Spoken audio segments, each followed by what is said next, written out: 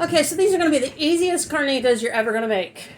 If you are making a pork roast, pork loin roast, if it's freshly made, then it's real easy to take the fork and go down the grain of it. And by grain, I mean the length of the roast. This is the tail end of one that I had cooked. And just scrape it with the fork and it comes off, shreds beautifully. However, if it's leftover and you thought, well, I don't want the meat to go to waste, I want to make some carnitas, then just bring it out.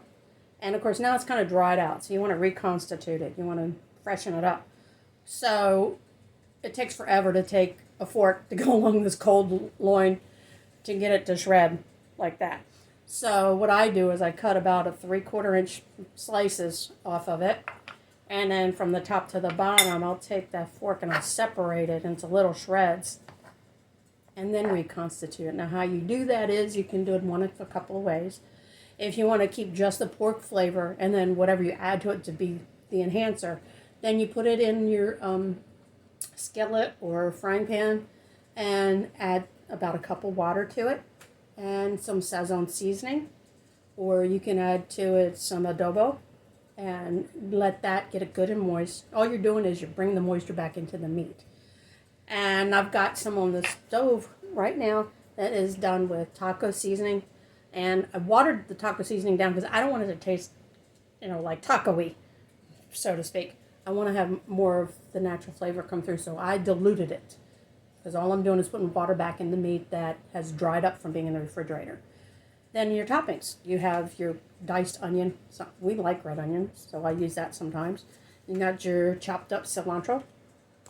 Sweet Spanish onion is best, in my opinion. And then if you don't have lettuce, take your salad mix and just chop it up fine and use that for your lettuce topping. And then Roma tomatoes are the best, but when you don't have Romas, if you've got these little, I don't know what they're called, they're like a plum tomato. They're mostly meaty, not seedy, because you want more tomato meat on your carnitas.